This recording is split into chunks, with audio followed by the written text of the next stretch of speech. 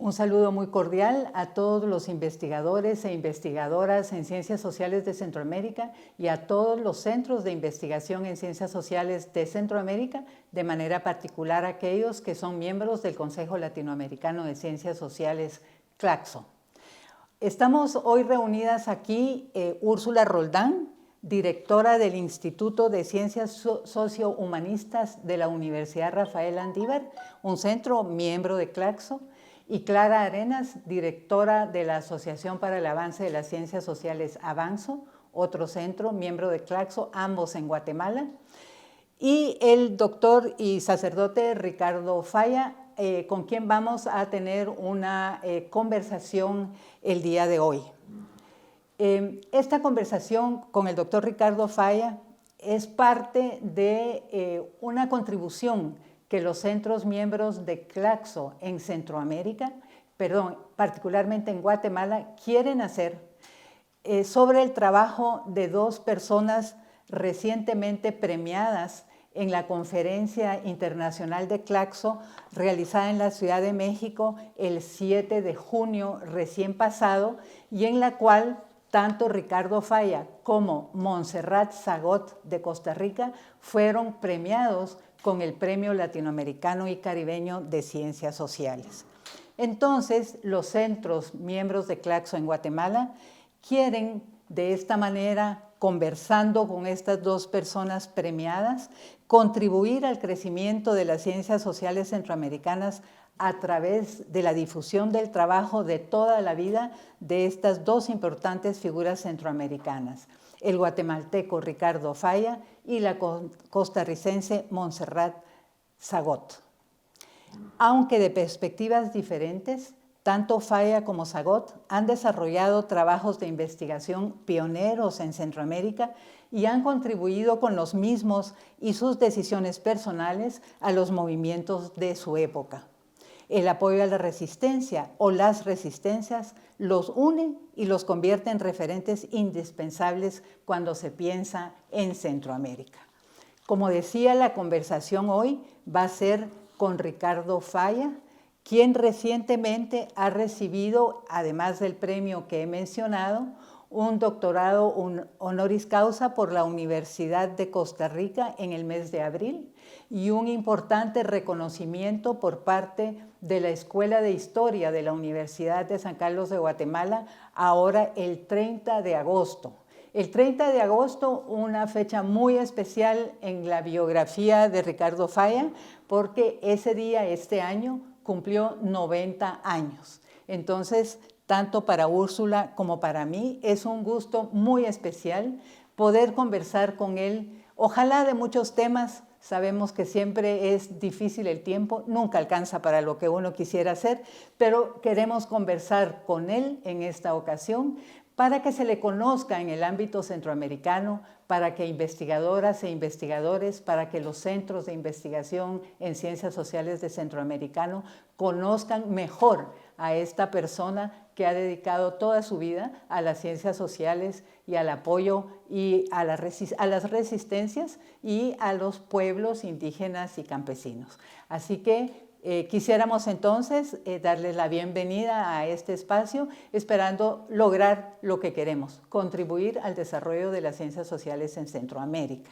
Así que con esto vamos a dar pie a un segundo momento de este video, con permiso. Nuestro siguiente premiado es Ricardo Falla. Por favor. Y va a entregar este premio Roberto López. Un fuerte aplauso, por favor.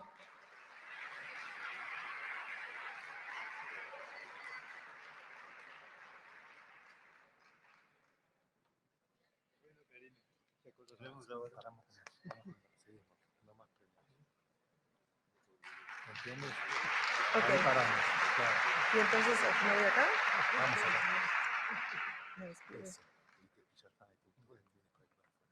Okay. Unas pocas palabras. Mi nombre es Ricardo Falla Sánchez. Soy guatemalteco, soy sacerdote jesuita y antropólogo, mordiendo los 90 años. Hay varios.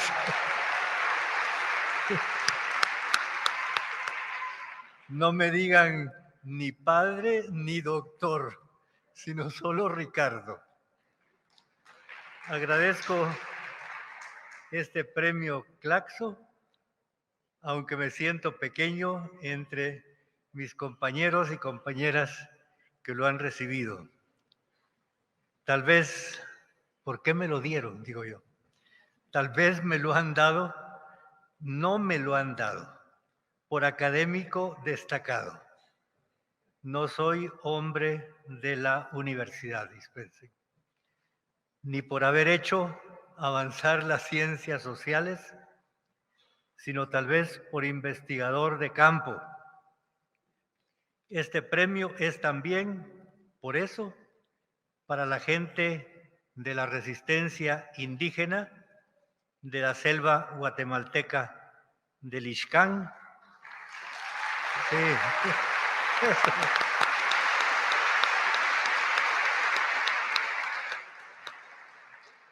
En el terreno de guerra durante el conflicto interno armado. De esa gente me nutrí en información por las pláticas y por haber vivido con ellos, y en compromiso para escribir sobre la resistencia civil de las comunidades. Allí llegamos en 1983, después de habernos entrenado en Cuba para hacer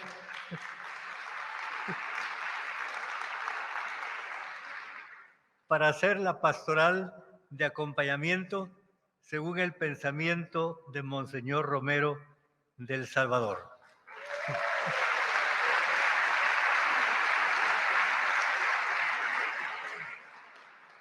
Los cubanos nos ayudaron en la autodefensa.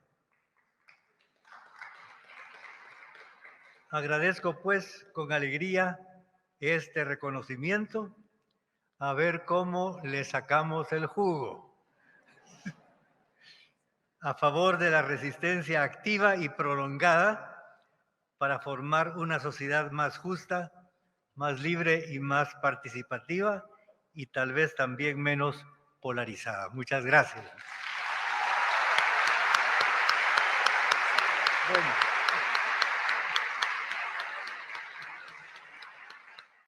Bueno, un momento muy emotivo el que escuchamos y vimos en esa entrega del premio al padre Ricardo Falla. Usted dedicó este premio a la resistencia activa prolongada de la CPR de la Sierra del Ixcán, pero seguramente usted en ese momento pensó también en muchas otras resistencias de la cual ha sido testigo a lo largo de su vida. ¿Qué puede decirnos usted con respecto a lo que se quería referir de resistencia activa prolongada?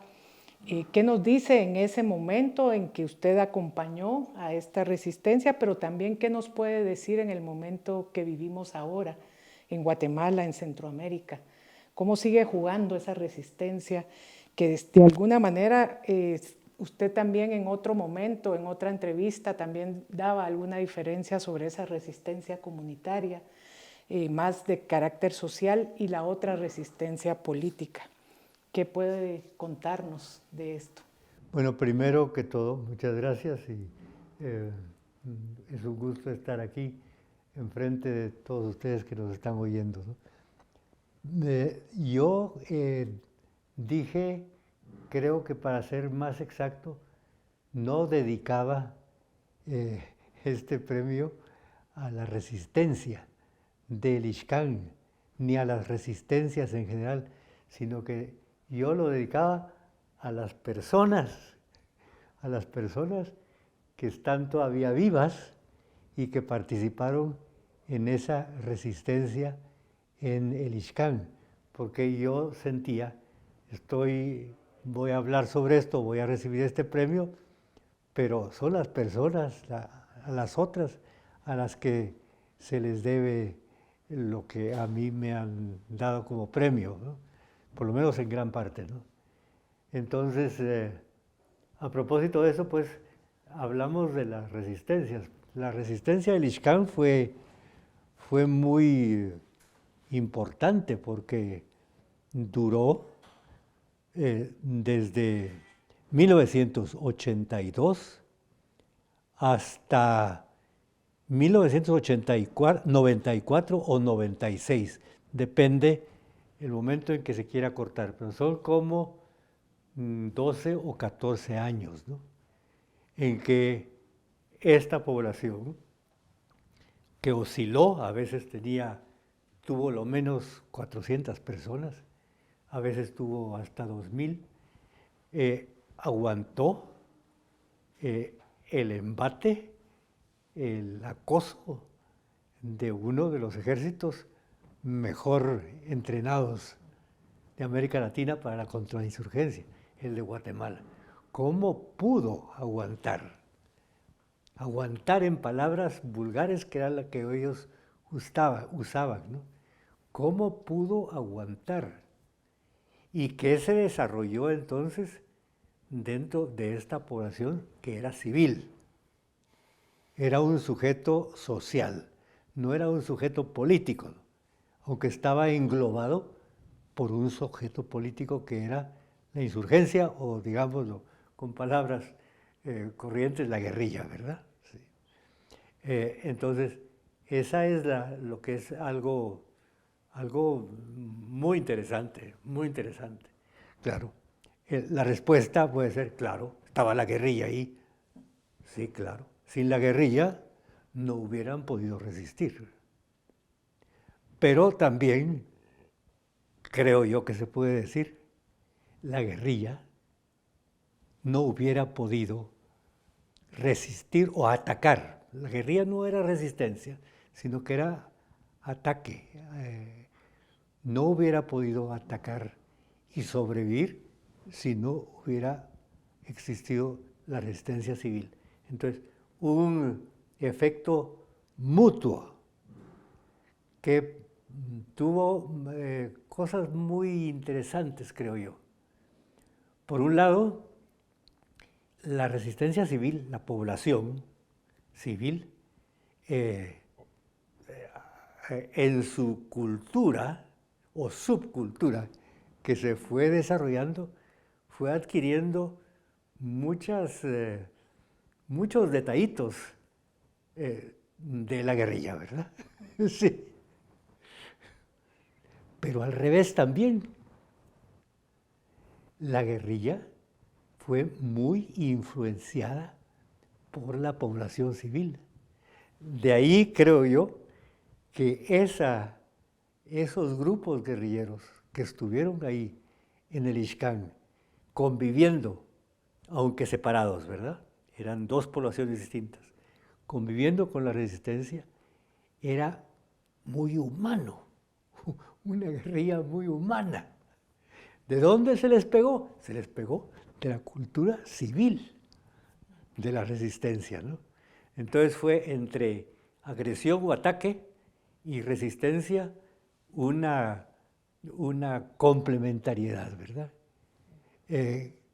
Que fue aprovechada por el ejército para justificar los ataques que hacía a la población civil, tratándola como guerrillera, pero no era guerrillera.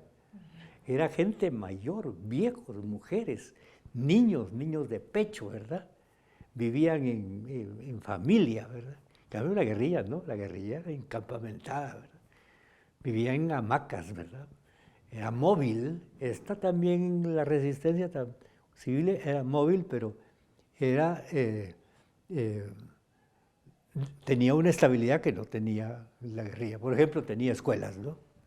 O tenía oratorios, ¿no? Una cosa muy distinta, era población civil y tenía el derecho a ser tratada como población civil, cosa que no lo hizo el ejército, ¿verdad?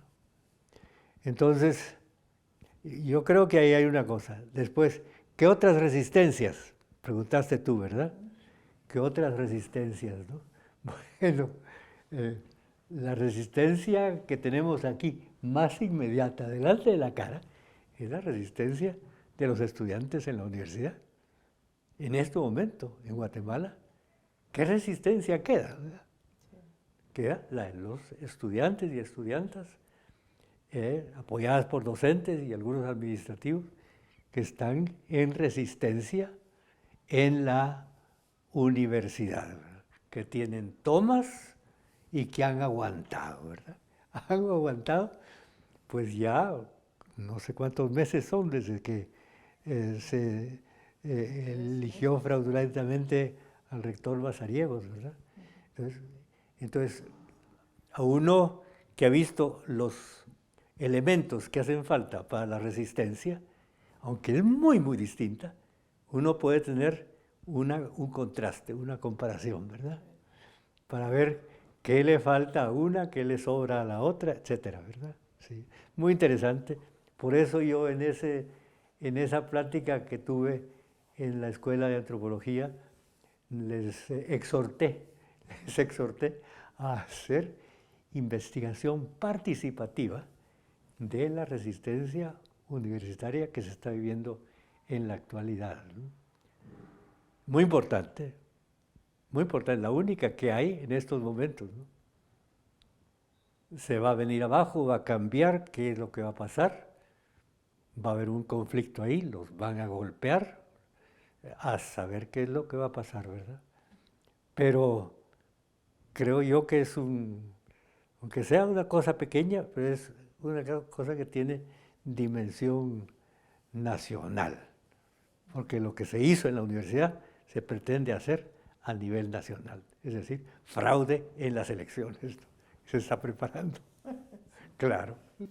Así es. Bueno, y tal vez algo más sobre esa resistencia prolongada. Ahí se refería especialmente a los pueblos campesinos, indígenas, porque también hay otros territorios que están en resistencias tal vez más localizadas contra los proyectos extractivos, contra también a veces lo que ha sido las ocupaciones de sus tierras históricamente ocupadas por los pueblos. Lo prolongado de dónde viene, o sea, sí estamos hablando de esa resistencia que hay en muchos territorios y si se puede referir un poco a Centroamérica. Bueno, yo no conozco todo a detalle todo lo que está sucediendo en Centroamérica, ¿verdad? Pero lo prolongado, dices tú, evidentemente que en el caso del Ixcán, para este elemento prolongado, el sujeto de la resistencia tenía una gran ventaja porque eran comunidades que estaban en sus tierras o en sus territorios, ¿verdad? Entonces, ahí viven, ¿no? Los quieren sacar. La resistencia era no salir. Entonces, bueno, algunos no resistieron, la mayoría no resistieron, porque salieron, se fueron al refugio. Tampoco se les puede culpar, ¿verdad? Como que si dijeran nosotros, los de resistencia, somos los tayacanes que nunca salimos al refugio, en cambio ustedes dejaron la patria, ¿verdad? Y dejaron sus tierras para que nosotros las defendiéramos. No se puede decir eso, ¿verdad? Porque cada uno tuvo su papel, ¿verdad? Pero los refugiados no fueron resistencia de ese tipo, fueron resistencia en otro sentido. Y así puede uno hablar de muchas resistencias, pero creo yo que cuando hablamos de resistencia es bueno fijarnos en algo que no es etéreo, sino que se puede definir y se puede concretar, como el caso del Ixcán, ¿no? ¿En qué se concretaba? En no salir de Guatemala, no abandonar sus tierras. De la misma forma puede haber resistencia en no dejar entrar a una minera, por ejemplo, ¿no? Sencillamente no dejarla entrar, ¿no?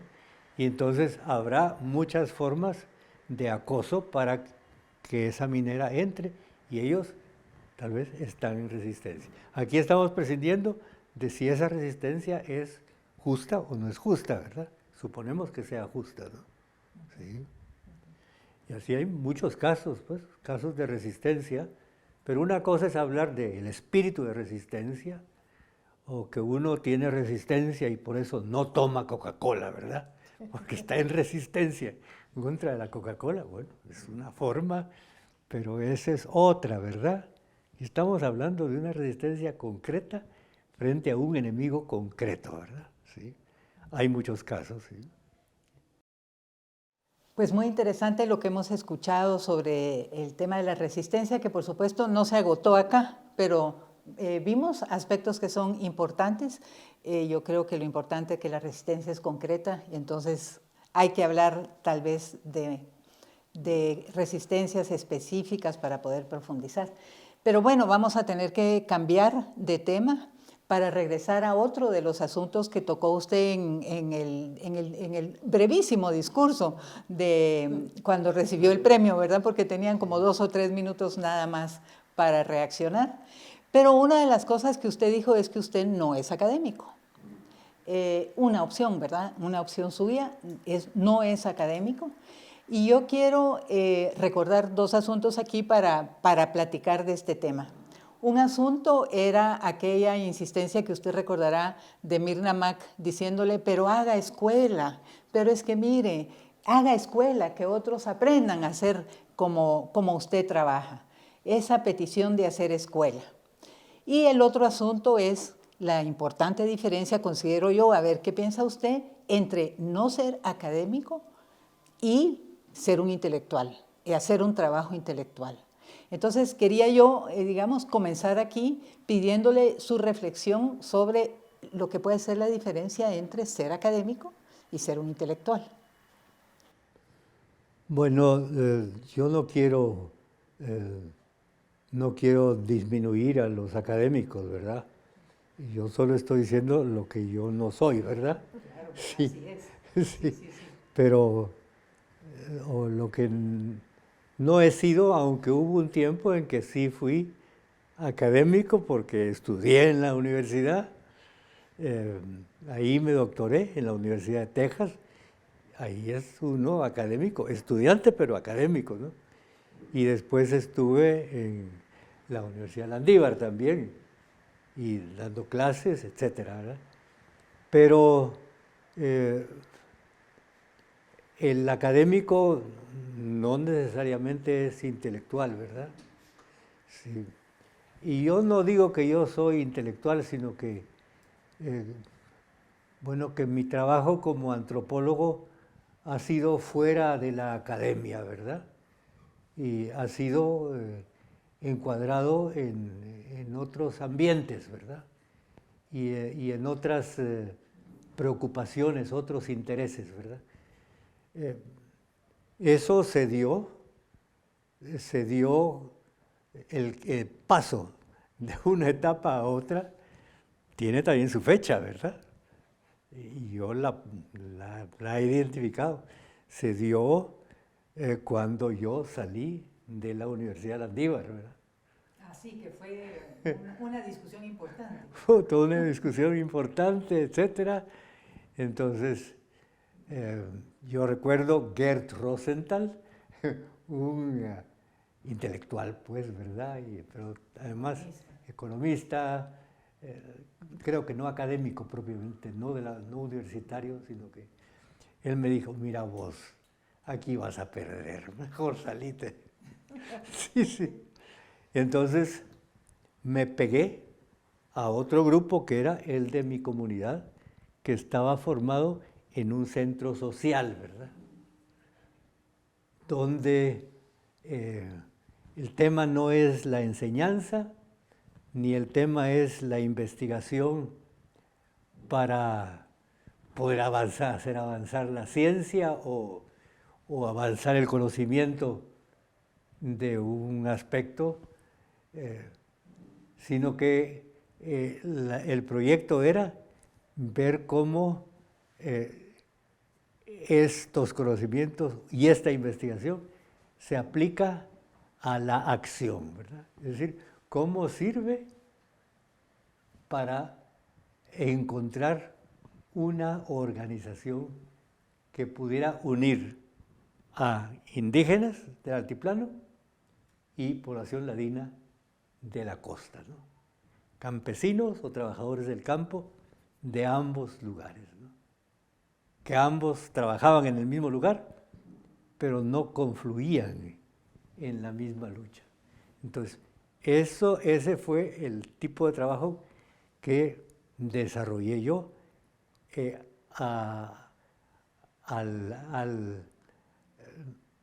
siguiendo la iniciativa de mis compañeros más jóvenes que estaban en la organización, ¿no? Yo hacía trabajo de investigación, ellos hacían trabajo de organización, ¿no? Entonces la perspectiva es distinta, ¿no? Y claro, tanto ellos que están en la acción, como yo que estoy en la investigación, pero apoyando a la acción, teníamos que desarrollar cierta capacidad intelectual, ¿verdad? Y eso es lo que yo digo muchas veces, ¿no? Si nosotros trabajamos con gente campesina o gente indígena, ¿no? Que aprendan contigo a ser ellos también intelectuales. Campesinos que saben pensar. Campesinos que saben analizar, ¿verdad? Es un gozo eso, ¿verdad? Encontrar esa gente, ¿verdad? Que evidentemente hay cualidades innatas, pero eso también se va aprendiendo, ¿verdad? A saber analizar, a saber poner en proporción la investigación que vas haciendo, ¿no? Bueno, no sé si esto habría que perfilar más y definir con más precisión, pero creo yo que por ahí va un poco la diferencia, ¿no? Que dije yo, no soy académico, y entonces, no me digan doctor, tú me dijiste doctor al principio. Perdón, debo pedir disculpas. No me digan doctor, ¿verdad? Les dije yo en Claxo, ¿no? Ni me digan padre. Sí, pero son títulos. Díganme Ricardo, si quieren, ¿no? Seamos compañeros, ¿verdad? Ese es un contraste enorme con la tradición de la academia, ¿verdad? Donde la jerarquía, los doctorados, los estudiantes, es lo que prevalece casi, ¿verdad? Hay quien ha hablado de la industria académica. Pues sí, ¿verdad? Sí. Entonces, eso es, no sé si algo respondo yo a tu pregunta, ¿no? Sí, bueno, tal vez solo regresar un poquito a la insistencia de Mirna sobre hacer escuela. Yo creo que algo nos ha comentado cuando nos dice trabajar con los campesinos, con los indígenas, con los pueblos indígenas, e ir desarrollando juntos esa capacidad intelectual, esa capacidad de pensar juntos. ¿Eso podría ser algo que responde a lo de hacer escuela, o esta insistencia nunca fue para usted realmente un tema? Pues cuando Mirna decía esto, diga, haga escuela, pero ¿qué quieres que haga? ¿Cómo quieres que haga escuela, no? Uno puede comenzar a hacer escuela haciendo una investigación, invitando a estudiantes, a 5, 8 o 10 estudiantes, conforme la cantidad de piso que consigas para financiar esa investigación, y entonces así ir haciendo escuela de una forma quizás más sistemática y más institucional, ¿no? Pero a mí no se me daba eso, ¿verdad?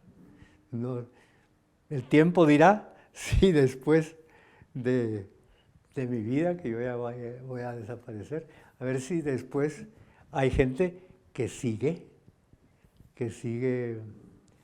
no solo el pensamiento, sino las mañas de este investigador, ¿verdad?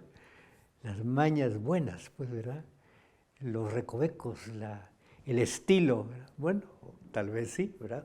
O tal vez no. Eso lo hemos hecho a través de ustedes, del grupo que me impulsó a publicar los escritos que estaban clandestinos todavía, ¿no? Entonces me dijeron, hay que publicarlos. Y entonces los hemos ido publicando. Y entonces, claro, el libro, aunque es caro, pero poco a poco se va poniendo en línea, ¿no? El libro va atrayendo gente, ¿verdad? Va atrayendo gente y va haciendo escuela tal vez de una forma más difusa, ¿verdad? Sí. Vamos a regresar al legado y Vamos a y ver. a la colección, Sí. pero antes de eso quiero hacerle una pregunta porque lo he oído a usted comentar a veces que dice, yo como investigador hacía la investigación y hacía las sugerencias, pero a veces no me leían los directivos, no me leían los dirigentes, no estaban en el asunto. Eso fue lo más frecuente, eso fue lo que más sucedió. ¿Cómo se vive eso? Bueno, está bien que preguntes para no idealizar. Cuando yo digo que yo como investigador servía a los que estaban en la acción, no quiere decir que había una relación magnífica. No había una relación magnífica. Son dos actividades distintas, ¿no?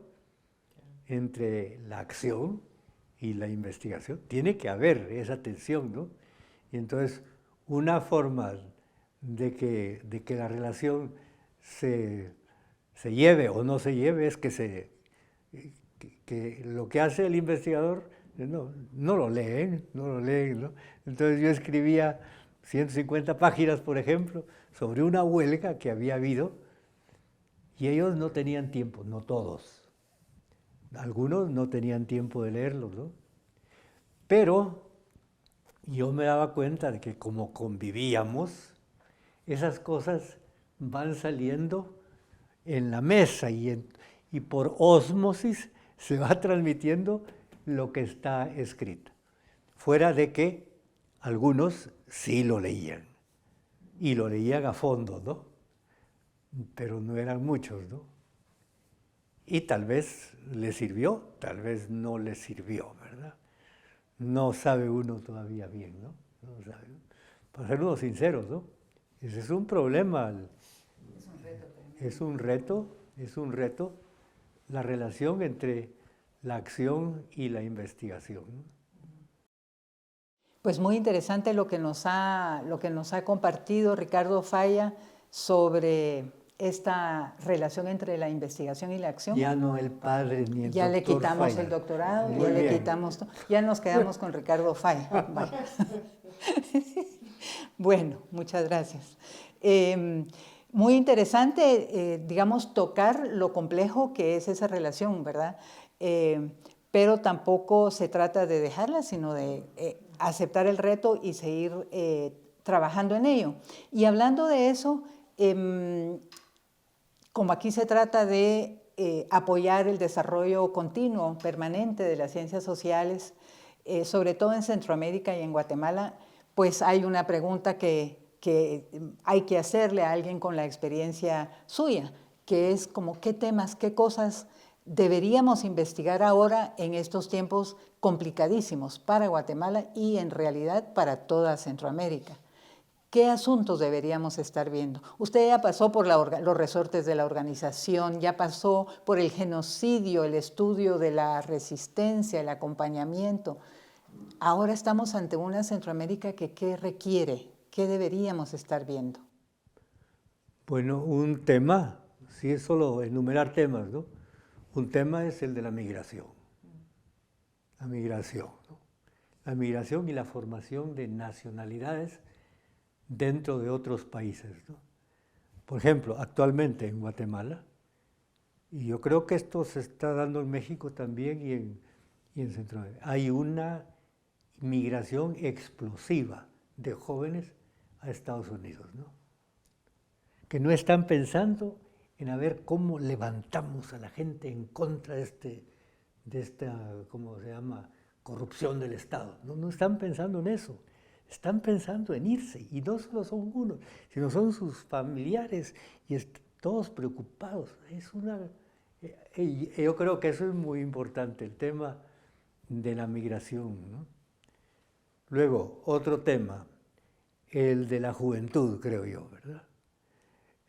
Juventud, diría yo, y sobre todo, juventud y redes sociales, ¿verdad? ¿Cómo están afectando las redes sociales? Y no solamente a estudiantes de las universidades también, ¿no? Sino a la juventud indígena, ¿no? A la juventud de las barriadas, ¿verdad? ¿Qué se está dando allí, ¿no? Hace falta, hay gente joven que es muy experta en el manejo de las redes sociales, pero aplíquenlo eso, a hacer una buena investigación sobre la cultura juvenil en estos momentos.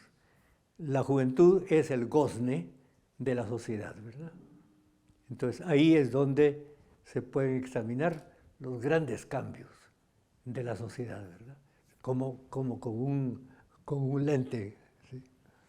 Luego también estuve yo pensando, porque ya más o menos pensaba que tú me ibas a preguntar eso, ¿no? Estaba yo pensando, otro tema es la educación y la revolución blanca. Sí. ¿Qué quiere decir? El tema de la educación es amplísimo, ¿no? Pero hay algunos, como el padre Achaerandio, que es un hombre que tiene ya 100 años y dedicó su vida a la investigación de la educación. Él dice, la gran revolución es la revolución blanca, la revolución de la educación, ¿no? Es una revolución poco a poco, ¿no? Poco a poco. ¿Cómo se está dando esto, no? ¿Cómo la educación está posibilitando que haya jóvenes, digamos, que ya están cambiando de clase social, ¿verdad? Cambiando de visión. Es otra cosa, ¿no? Yo creo que eso es importante. Otro tema, dos voy a mencionar. Otro tema que creo yo que es importante para ustedes que están haciendo investigación social en Centroamérica, ¿no? Muchas veces ustedes que están haciendo investigación social en Centroamérica no quieren tocar el tema religioso porque no saben cómo tocarlo. A veces, por experiencia del fenómeno religioso, que se les quedó aquí como una espina en la garganta y no lo han tragado, ¿verdad? Pues es muy importante el fenómeno religioso, y en particular en los movimientos pentecostales, que son los movimientos que a nivel mundial están creciendo de una forma exponencial también, y que los vemos nosotros reflejados en las corrientes de derecha en América Latina y también en Guatemala, ¿verdad? Se ve eso, ¿no? Pero estudiarlos para ver qué potencialidades tienen, ¿no? No para hacerlos a un lado. Y luego tenía yo pensado también el tema, por último, el tema de los sujetos políticos, que creo yo que es importante en Guatemala y en todos estos países, ¿verdad? Los sujetos políticos, ¿no? Que son pequeños sujetos emergentes que está habiendo, ¿no? ¿Cuáles tienen potencialidad? ¿Cuáles perdieron potencialidad? Los partidos sociales, los partidos políticos, ¿son sujetos políticos o no son? No, yo creo que no son, muchos de ellos no son, ¿verdad? La URNG, por ejemplo, ¿es todavía sujeto político o ya dejó de serlo? Esto lleva consigo una cantidad de preguntas, ¿no? Sobre las posibilidades, pero son muy importantes porque a través de esos sujetos políticos se va a dar el cambio social y del Estado, ¿verdad? Si no, ¿por dónde va la cosa? Tiene que haber un sujeto político, ¿no? Entonces, y por fin, los temas centroamericanos, ¿no? Que hablamos mucho de Centroamérica, pero Centroamérica no nos interesa como tema de investigación. Vean aquí en Guatemala, ¿no? El año pasado, hace un año, se festejó la así llamada independencia, ¿no? en esa así llamada independencia y en las críticas y en la celebración, no hubo nada centroamericano, ¿no? No hubo perspectivas centroamericanas, ¿no? Todo era los criollos, sí, ¿verdad? y cómo se aprovecharon de la independencia, y todo, pero todo como que si Guatemala fuera el único lugar. Por ejemplo, pongo yo como ejemplo, primero encontré, ¿no? Un sacerdote indígena, nicaragüense, participó en la conspiración de Belén, aquí en Guatemala, ¿no? Eso no suena aquí, ¿no? No suena, pero es algo. ¿Y cómo es posible eso, verdad? Sacerdote indígena de Nicaragua, de Por el Viejo, cerca de la frontera con Honduras, ¿no? Fue un canonista, fue un hombre muy inteligente, ¿no? Y estuvo en la conspiración de Belén, antes de la independencia de aquí en Guatemala. El tema centroamericano lo dejamos a un lado. Creo que los ticos van más avanzados que nosotros, tal vez porque ellos ven más necesaria la unión centroamericana. Pero es que si no concebimos a Centroamérica como una unidad, somos paisitos mierdas de chiquitos, ¿no? Nadie nos hace caso, ¿no? Nadie nos hace caso, ¿no? Claro, sí. Sí, así pasa, ¿verdad? Entonces, ¿cómo juntamos? ¿Cómo? ¿Los Estados Unidos qué hace? Yo creo que nos divide. Nos divide. Cuando le interesa, junta 2 o 3 países limítrofes, ¿no? Pero juntar a todos no les interesa, tal vez cuando fue la frutera del banano, ¿verdad? Ahí juntaban países, ¿verdad? Pero políticamente les interesa más la división. No, creo yo. Hay que estudiar más la historia. Pero ahí hay algo que creo yo que es importante para... Muy bien. Bueno, importante lo que nos deja Ricardo Falla, ¿verdad? Esos desafíos, especialmente en cuanto a cambios culturales, diría yo que es como la principal preocupación, pero también ese sujeto político histórico, ¿verdad? De Guatemala y de Centroamérica, si Centroamérica mismo se constituye en ese sujeto político a construir en el futuro inmediato. Pero quizás para terminar, ¿qué nos quiere decir sobre su legado? Que no solo son los primeros libros que escribió sobre masacres de la Cebra, historia de un gran amor, y ya las migraciones hicieron parte de sus preocupaciones no hace mucho tiempo. Pero de estos 8 volúmenes entiendo que ya está por finalizarse el 8º. ¿Qué nos quiere decir con ese legado? Bueno, mi legado. Sí. Primero, mi no legado. Mi no legado, ¿no? Es decir, gracias a Dios, y yo entré a la Compañía de Jesús, y al entrar a la Compañía de Jesús, yo renuncié a la herencia, ¿no? Y esto me dio gran libertad, ¿no? Mi familia tiene una herencia y deja un legado, ¿no? Yo no voy a poder dejar ese legado porque no lo tengo. Ni tengo fincas, ni tengo casas. Lo único que tengo apuntado como propio es una moto. Sí. Pero lo demás no tengo. Entonces, ese no legado, bueno, creo yo que es un legado, ¿verdad? Que es yo lo agradezco a Dios, ¿verdad? Porque me dio esa independencia o esa vocación para entrar en la Compañía de Jesús y vivir esta forma de ser, ¿verdad? Entonces, la moto, pues esto yo no sé a quién se la voy a dejar, pero los libros no están catalogados, pues, pero los libros que he ido amasando, se los estoy pasando a la Landívar, para que ahí se haga una colección, no de libros míos, sino de libros del grupo al que yo y otros pertenecimos, que se llamaba el Centro de Investigación y Acción de Centroamérica, ¿no?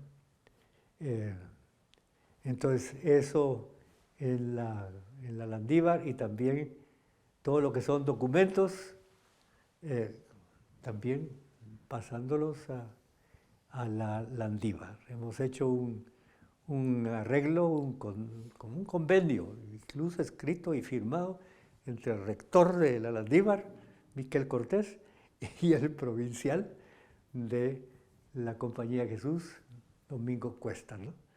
De que entregamos, y la Landívar se compromete a cuidar, a ordenar, a clasificar, etcétera, para ponerlos a la disposición inmediatamente, o si no, después de 50 o 70 años. ¿No? Sí, sí, porque hay cosas que no se pueden poner, ¿no? Ese es el legado así más concreto y más tangible del que yo puedo pensar, ¿no? ¿Qué otras? No sé. Bueno, pero en este legado del que nos está hablando de sus libros, pero no nos está hablando de su contenido y su enfoque, digamos, que desde la perspectiva mía, eso es el legado más, bueno, tal vez, sí, importante y profundo suyo. Bueno, los escritos, ¿verdad? Los escritos, pues ahí hay muchos libros que han salido de esta pobre pluma o de este pobre bolígrafo, que están allí. No sé si se quedan o si se van a destruir, ¿verdad? Más de alguno lo va a utilizar, a cogerlo, ¿verdad? Pero no sé yo, realmente no sé yo qué impacto, qué legado va a haber después de que yo me muera, ¿no? Pues mucho se van a olvidar de mí, ¿verdad? Se van a olvidar de mí, pero a lo mejor un tiempo va a estar de moda recordarlo, ¿verdad? O tal vez cuando aparezca y dijéramos que este documento estuvo desclasificado, no, estuvo clasificado, digamos, 60 años, ¿no? Estuvo clasificado 60 años. Cuando se desclasifica, entonces a lo mejor ahí van a decir, mira, ve, con razón lo tenía escondido, ¿no? Sí, aquí hay una beta que no conocíamos o solamente sospechábamos, ¿no? Entonces, pero no lo sé yo, no sé yo calcular, aunque uno sí, al estar escribiendo, uno está pensando en lo que deja y en que lo que está haciendo, más de alguno lo va a retomar y le va a interesar, ¿verdad? Por ejemplo, he estado trabajando últimamente en una investigación que hice yo con los pumés y aruros de Venezuela, ¿no? Unas cosas pormenorizadas y todo. ¿A quién le interesa esto, no? ¿A quién le interesa eso? Pues te aseguro, pienso yo, que va a haber gente que va a quedar capturada por lo que estaba sucediendo allí. Eran gente que todavía usaba arco, ¿no? Y que no tenía fósforos para encender el fuego, sino que encendían el fuego así, con un palito, ¿verdad? Un palito contra otro palito, y entonces allí quedaba una ceniza, pero que ya era fuego, ¿no? Y entonces decían, ¡Conde! ¡Fuego! ¡Conde! ¡Fuego! Sí, bueno. Eso ha sido algo, debo decir en experiencia mía trabajando con usted y otros compañeros de un grupo impulsor de esta colección, que que hemos visto cómo ha escarbado y encontrado tesoros escondidos en sus archivos, ¿verdad? Pues agradecemos enormemente a Ricardo Falla el haber compartido con nosotros el día de hoy y haber hablado de su legado. Esta conversación en sí misma es un legado. También la colección Al atardecer de la vida, en la que ha venido trabajando más de una década, obteniendo de su archivo, haciendo un trabajo de arqueólogo, documentos que no habían sido publicados por diversas razones y que ahora se han logrado ir publicando en esta colección que ya va por su volumen número 8. Así es que le agradecemos muchísimo haber estado con nosotros hoy. Esperamos que el público centroamericano, los investigadores e investigadoras, los centros de investigación de Centroamérica, se nutran de estas ideas y de esta experiencia de Ricardo Falla. Muchísimas gracias. Gracias, Ricardo Falla, por ese ejemplo de vida, por esa sencillez con que nos ha enseñado todo este tiempo, por ese legado físico que deja en la Universidad Rafael Landívar, pero también por ese legado de enseñanza a través de su obra, de contenido y esas inquietudes. Esté seguro que sí las estamos llevando a cabo, de esos grandes temas que nos toca investigar, que nos toca reflexionar y ojalá encontrar rutas de transformación en esta sociedad centroamericana y de Guatemala.